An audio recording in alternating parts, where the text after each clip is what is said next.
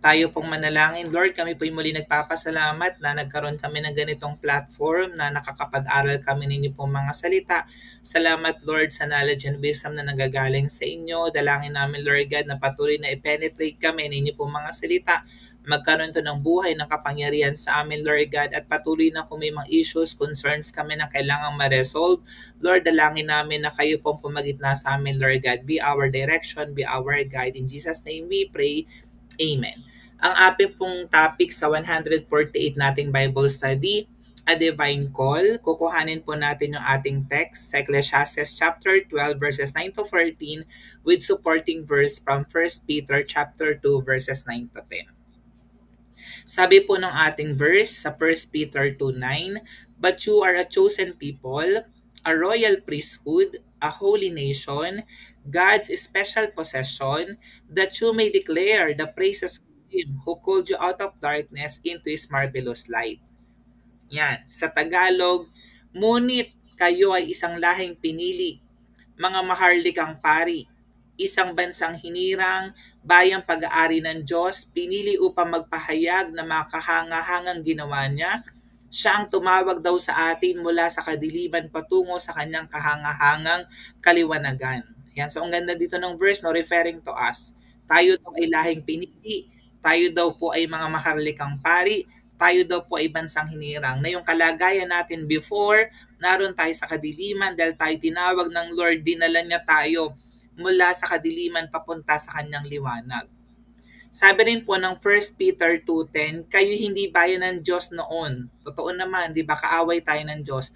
Ngunit ngayon, ito yung ating kalagayan na tayo po'y may relasyon na kay Jesus, kayo'y bayang hinirang niya. Noon ay hindi kayo nakatanggap ng habag, ngunit kayo tumanggap na kayo ng kanyang habag. Di ba ang ganda ng message na tayo pala recipient ng pag-ibig ng Diyos, ng biyaya ng Diyos, ng grasya ng Diyos, ng habag ng ating Panginoon. In a world filled with distractions and challenges, it is essential to remember our divine calling. Di ba minsan distracted tayo? Dami natin kailangan gawin, kailangan tapusin, trabaho, pag-aaral, pamilya, and then ang daming problema na kinakaharap. Pero ang sabi ng Book of Ecclesiastes chapter 12 verse 13, it reminds us the end of the matter. Fear God and keep His commandments. Pinakamatalinong tao na nakasulat sa Bible, sabi niya, walang pinakamahalaga raw sa mundo kundi matakot ka sa Diyos at sundin mo daw ang kanyang utos. This message emphasizes the importance of recognizing our unique purpose as God's chosen people na katulad ng binanggit sa 1 Peter 2:9. Kaya nga laging sinasabi dyan ng Panginoon sa atin, tayo ay chosen people, pinili ng Diyos, royal priesthood, holy nation, God's special possession, pero for the purpose na i-declare natin yung praises of God na nagdala sa atin mula sa kadiliman papunta sa liwanag. Sabi ng Mangangaral 12:13 yung Ecclesiastes na binasa rin po natin, sa kabila ng lahat ng ito, sabi ni Solomon, isa lamang ang aking masasabi, matakot ka sa Diyos at sundin mo ang kanyang mga utos sapagkat ito ang buong katungkulan ng tao. So sinamarize niya, pinag-aralan niya yung meaning ng buhay, sinabi niya lahat ng mga bagay dito sa mundo walang kabuluhan. Pero kinunclude niya doon sa Mangangaral chapter 12 na yung pinakamahalaga pala, matakot tayo sa Diyos at sundin natin yung kanyang mga utos. Kasi yun yung talagang dapat ginagawa ng tao. Kaya praise the Lord na ngayon nagbibigay tayo ng oras ng panahon sa pakikinig ng salita ng ating Panginoon.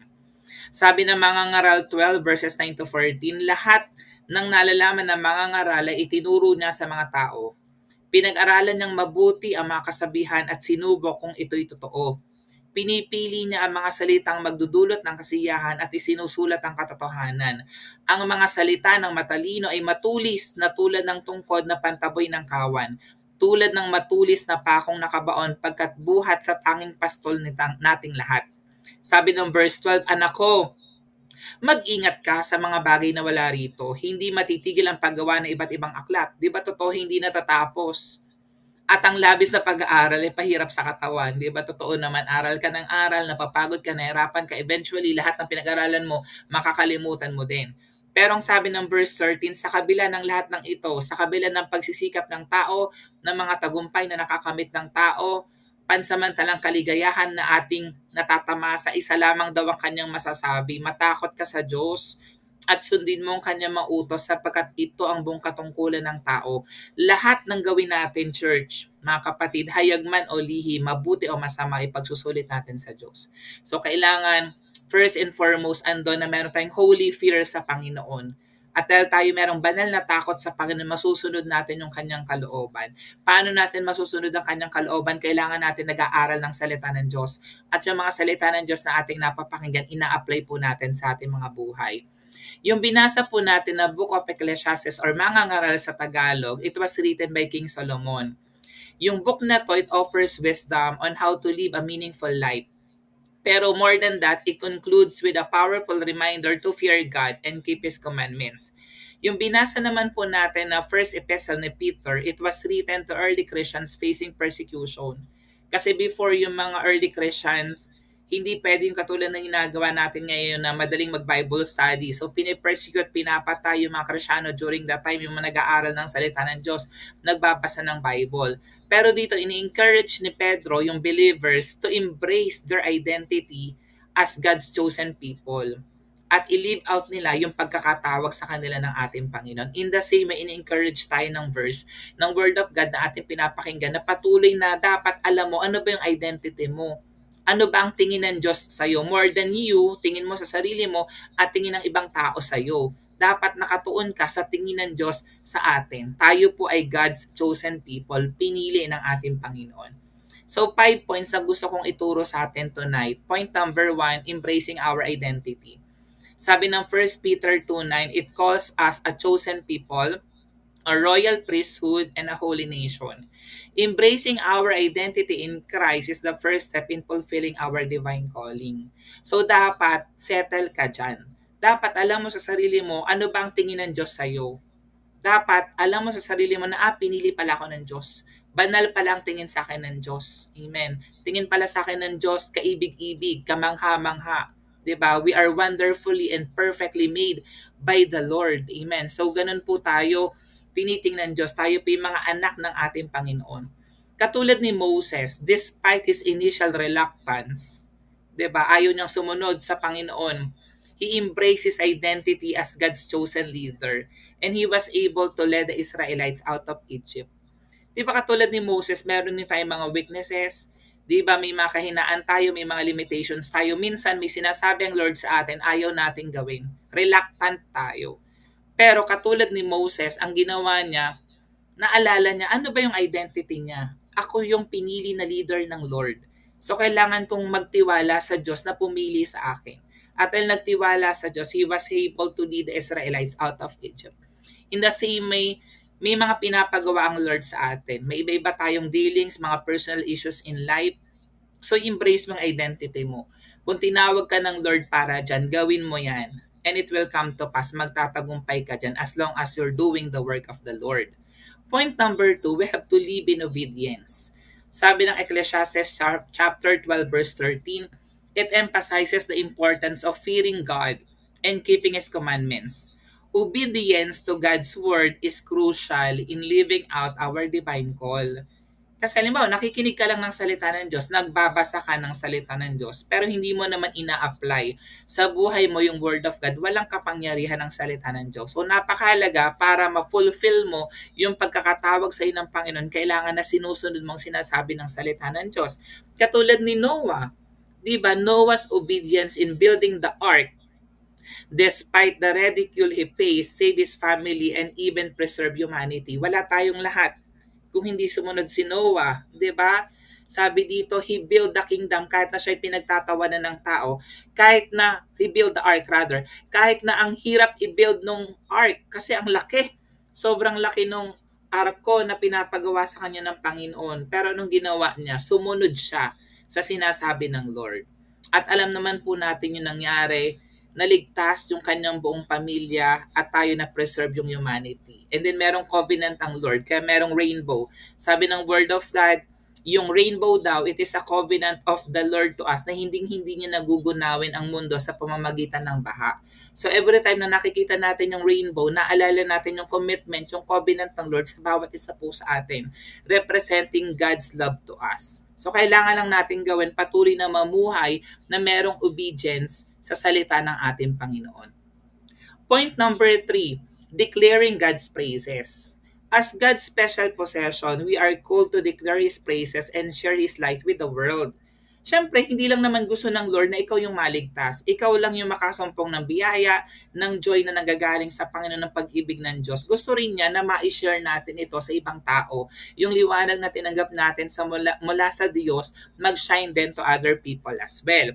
Sabi dito, the Apostle Paul, after his conversion, di ba dati siya ay Saulo, naging Pablo, he dedicated his life to proclaiming the gospel and declaring God's praises. Ang tindi talaga nitong si Pablo, di ba? Siya before persecution or persecutor ng mga Christians, pinapapatay niya yung mga Christians, galit na galit siya sa mga Christians, and then na-encounter niya si Jesus Christ, na born again siya. At nung siya po'y na-born again, anong ginawa niya? Nag-preach siya ng word of God. He declared the praises of God. At maraming taong naligtas through Paul. And then yung 1/3 of the New Testament, it was written by Paul. In the same way, ganun din. Hindi naman katulad ni Pablo na kailangan na sumulat tayo ng 1/3 of the New Testament and then talagang magpakasakit tayo sa pagpapahayag ng salita ng Diyos katulad ng ginawa ni Pablo. Kundi even in our small community, sa pamilya natin, kaibigan natin, kaklase natin, katrabaho natin, 'di ba? Ma-share natin yung love of God. I-declare natin yung pag-ibig ng Diyos sa kanila at i-share natin yung good news of salvation, good news of God's grace. Point number 4, trusting in God's plan. Trusting in God's plan even when it is not clear is essential in fulfilling our divine call. Minsan kasi may pangako ang Lord sa atin, may pinagpe-pray tayo, pero ang tagal-tagal na nating pinagpe-pray, hindi pa rin nangyayari. Pero itong masasabi ko sa iyo, kailangan lang patuloy kang magtiwala sa Diyos. Kung gaano kalayo ang langit sa lupa, ganong kalayo ang pag-iisip ng Diyos sa tao. So dahil alam mo na much bigger ang God sa iyo, alam mo na omnipotent God siya, omniscient God, omnipresent God, powerful God, may mga limitations ka, may mga weaknesses ka. So dapat mong gawin, magtiwala ka na lang sa Diyos na kaya ang lahat. Kasi siya ang lahat na nakababatid ng mga bagay. So all we have to do is to keep trusting the Lord. Magtiwala ka sa magandang plano ng Diyos sa atin. Katulad ni Abraham, di ba? Abraham trusted God's promise to make him the father of many nations even when it seemed impossible. Di ba ang tanda na ni Abraham, ang tanda na ni Sarah, paano pa sila magkakaanak? Pero nung ginawa ni Abraham, nagtiwala lang siya sa Diyos and it come to pass. Binigyan siya ng anak ng ating Panginoon sa Isaac. Pero minsan tayo mga tao may sarili tayong diskarte, kaya tayo nagkakamali, nagkakasala. Katulad ng ginawa ni Sarah, nainip siya masyado sa pangako ng Diyos, so dumiskarte siya ng kanya. Pinasiping niya yung kanyang katulong kay Abraham. Dahil doon nagkasala si Sarah at even si Abraham. So dapat patuloy lang tayo magtiwala sa plano ng Diyos kasi it will come to pass in God's perfect time. Sabi ng Genesis 15 verse 5, the Lord made a promise to Abraham to give him a son, and he took him outside and said, look up at the heavens and count the stars. So shall your offspring be. And it come to pass in God's perfect time. At lahat tayo offspring. Lahat po tayo heirs of the promise of God to Abraham in the spiritual context. Amen. Lahat po tayo ay mga part ng lahi ni Abraham na nagtitiwala sa Panginoon. At syempre, more than just trusting the Lord's plan, point 5, we have to persevere through challenges. As Christians, hindi pa rin naman tayo exempted sa mga problema ng buhay, di ba? Wala namang pinangako ang Lord sa atin na kapag naging born again tayo, meron tayong relationship sa Kanya, smooth sailing ang lahat. Ang pinangako ng Lord in terms ng challenges, kasama natin ang Diyos. Tutulungan tayo ng Diyos. Andun yung love, yung comfort ng ating Panginoon. Living out our divine call often involves facing challenges and opposition. Diba? Perseverance is the key. So kahit na may mga pagsubok ng buhay, may mga temptations, may mga challenges, kailangan patuloy po tayo dapat na nagpe-persevere. Katulad ni Daniel. Daniel remained faithful to God despite facing persecution and was ultimately delivered from the lion's den. Diba? Ang tindi ng pananampalataya nitong si Daniel. Ang patakaran, kailangan sumamba sa ribulto sa Diyos-Diyosan. Pag hindi sumamba sa ribulto sa Diyos-Diyosan, ipapakain sa leon. Pero nung ginawa ni Daniel, nanindigan pa rin siya. Ginagawa niya pa rin yung pananalangin sa Panginoon. Yung kanyang devotion to Lord, yung passion niya sa tunay na Diyos. At nung siya ay pinatapon sa leon, tinakpan ng angel of God yung bibig ng mga leon at hindi kinain ng leon etong si Daniel. So we have to persevere through challenges. Kasi sa oras na tayo pinagpipersevere, nagtitiwala sa Diyos, katulad ni Daniel, ma-experience natin yung loving kindness ng Lord, yung help na nanggagaling sa Panginoon, at patuloy natin mapapatunayan ang kadakilaan ng Diyos sa ating mga buhay. In summary, our divine call involves embracing our identity in Christ, living in obedience, declaring God's praises, trusting in the Lord's plan, and persevering through challenges. As we fulfill this call, we bring glory to God and shine His light in the world. So in our conclusion, sana mag-commit tayo to live out our divine call with faithfulness and dedication. Patuloy tayong magtiwala sa Diyos, patuloy natin i-dedicate ang buhay natin sa Lord. By embracing our identity of who we are, by obeying God's command, by declaring the praises of God, trusting the Lord, persevering through challenges, kayang-kaya po nating ma-fulfill yung purpose, yung layunin ng Lord na inihanda niya para sa bawat isa sa atin. So sana mag-reflect po tayo sa ating mga buhay and identify po natin yung area ng buhay natin na kailangan po nating embrace ang ating divine call more fully. Iba-iba ang pagkakatawag sa atin ng Lord, iba-iba yung layunin ng Lord sa buhay natin, pero isang sigurado ko dyan, may magandang layunin ng Lord sa atin. May good future and a hope na nilaan ng Lord sa bawat isa po sa atin. So we have to seek to live in a way that honors the Lord and fulfills His purpose for you, specifically for you. Ang ating pong take home tonight, fear God and keep His commandments, for this is the whole duty of man. Embrace our divine call and shine His light in the world. Tayo pong manalangin, Lord, salamat o God na patuloy na pinapaalala niyo po sa amin ang inyo pong divine call. Salamat, Lord God, sa aming identity that we are sons and daughters of God. Salamat, Lord God, na nasa amin ang pag-ibig na nagagaling sa inyo, na sa mga oras na nasa trouble kami, alam namin, Lord God, na andon yung tulong na nanggagaling sa inyo, Father God. Dalangin namin, Lord, na patuloy kami mag-grow sa aming relasyon sa inyo. Patuloy na i-bless na po ang work of our hands, Panginoon, Lord God. At patuloy nga na magtiwala kami sa inyo. Patuloy na mag-persevere kami, Panginoon, sa mga challenges ng buhay, sa mga trials in life. At patuloy nga na yung honor, yung glory, yung praises, patuloy naming maibalik sa dakilang pangalan ng aming Panginoong Heso Kristo. Amen.